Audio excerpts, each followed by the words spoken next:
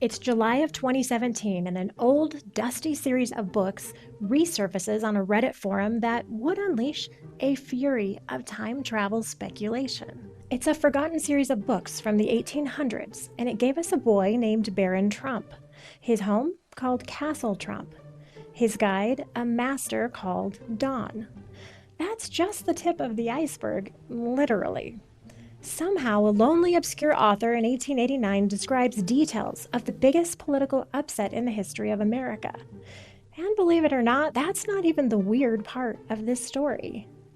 What Reddit readers didn't know was that this 130-year-old rabbit hole had ties to Nikola Tesla, the FBI, the Titanic, a portal, and Abraham Lincoln. Now, if you don't already believe in time travel, you may want to buckle up for this story. This is one deep dive that you don't want to miss.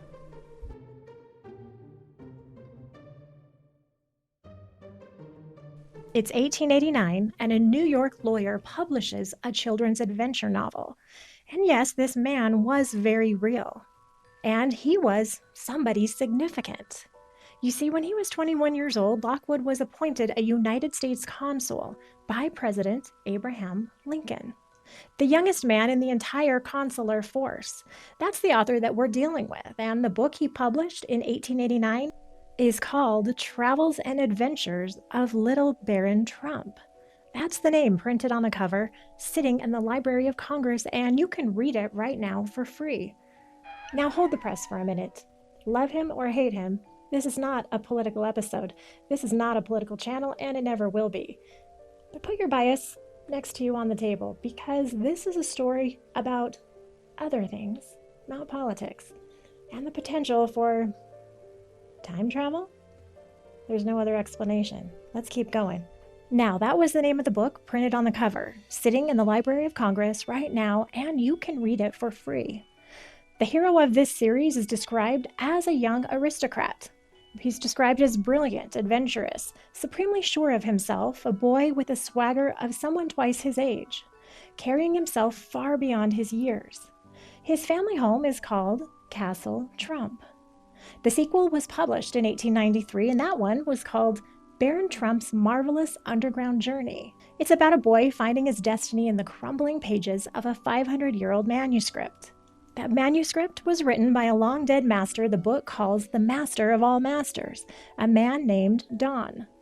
And I want to pause on what the story's ancient manuscript says.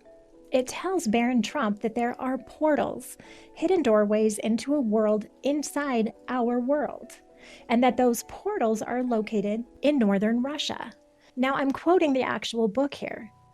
Doorways whose entrance might be invisible to ordinary eyes. And the manuscript repeats one strange phrase over and over. On its mildewed pages, it says, "The people will tell thee." Now, 7 years after that first book, Lockwood put down the children's stories and wrote something very different. He wrote a short novel called 1900 or The Last President. The book opens on election night, Tuesday, November 3rd, 1896. An outsider candidate, a man the establishment mocked, a man the newspapers swore could never win, shocks the country and takes the presidency.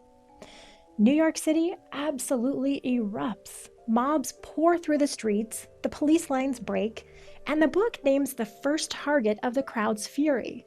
And I quote, "The Fifth Avenue Hotel will be the first to feel the fury of the mob."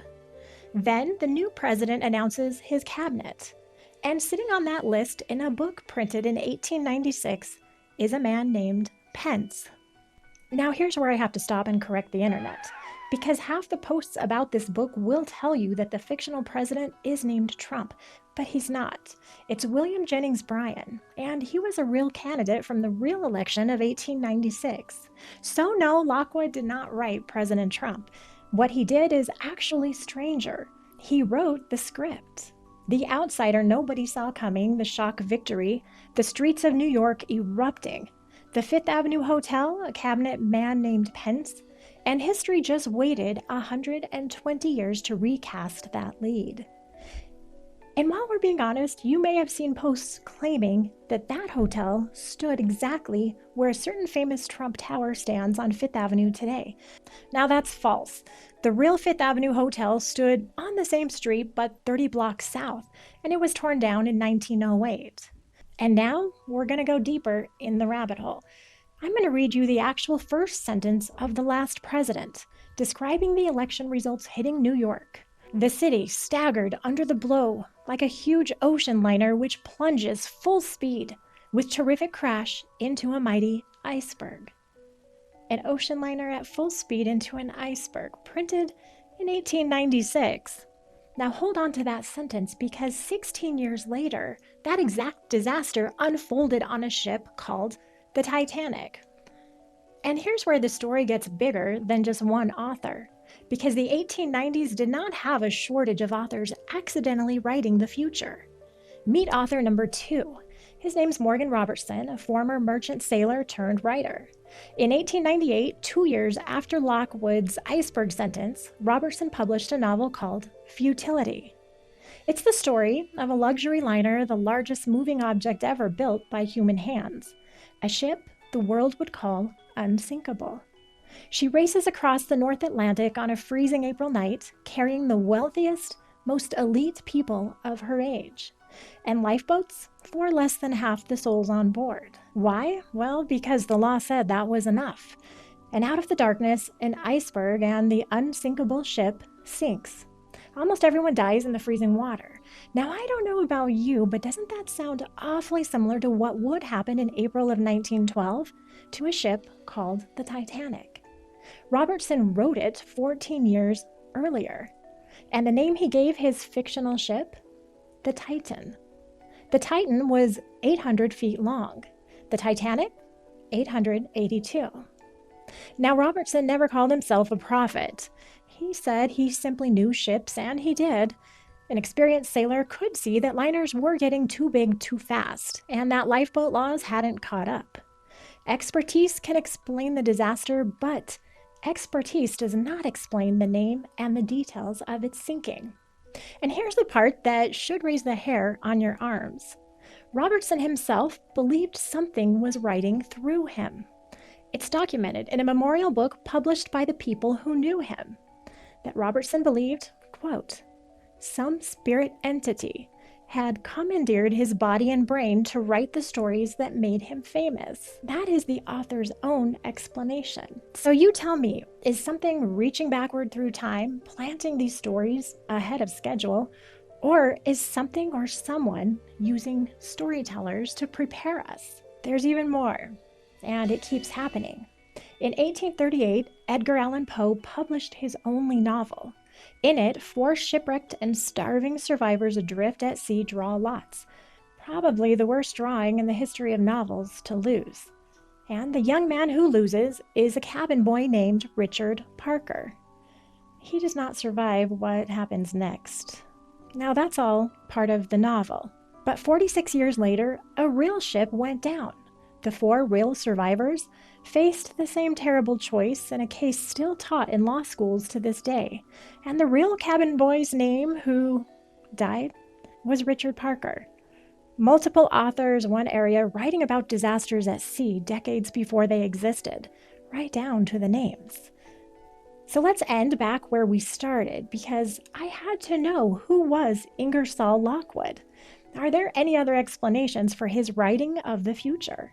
So in summary, he was born in 1841 in New York. His father ran Sing Sing prison.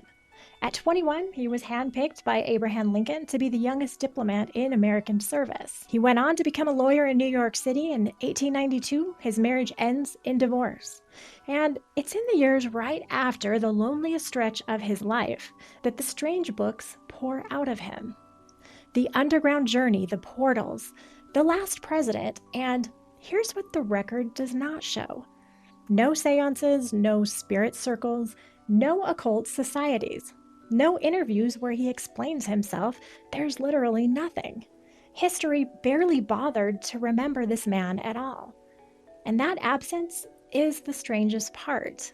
Because think about what Lockwood actually wrote in one of his books, a story about a forgotten manuscript written by a long-dead author sitting ignored for centuries until someone finally reads it and then discovers that it holds knowledge of a hidden world. Now think about what happened to Lockwood. His books sat forgotten for 120 years until the internet found them and discovered that they seemed to hold knowledge of our world. He wrote the story of his own rediscovery. In 1893, this man was already writing about hidden worlds that choose to bury what they know. Which brings us to how the story ends and the biggest tie to time travel begins. In 1912, by now he's an old man, Lockwood publishes his final book, and on its opening pages he places two photographs side by side, himself at 35 and himself at 70. Two versions of the same man from two different times staring at each other across the page. And in the preface, he wrote that his end was near, and that he was, in his words, only waiting for the signal to begin his voyage to another world. He died in 1918, and that is only where the author's story ends, because history has one more Trump family entry waiting, and it's the strangest one of them all. Fast forward to 1943, the New Yorker Hotel in Manhattan, room 3327. A maid is sent to clean the room and arrives to knock on the door and announce, "Housekeeping," pauses, but gets no reply. Because there's a "Do Not Disturb" sign on the door, instead of entering, she knocks again and repeats, "Housekeeping, here to clean." Dead silence on the other side of the door. So she pauses, then decides to ignore the "Do Not Disturb" sign and opens the door. She takes several steps inside to find an old man dead in his bed. His name is Nikola Tesla, the most mysterious inventor who ever lived. And what was Tesla's great obsession? The dream he chased harder than any other? Free energy. He built a tower on Long Island designed to pour wireless electricity into every home on Earth until the money vanished and the tower came down. And if you watched my last video, you already know what tends to happen to the people who chase that dream of free energy. In his final years, Tesla claimed to have designed inventions decades ahead of anything on the planet, including a weapon so far beyond its time that governments took notice. And in the world of time travel, Tesla is a legend all his own.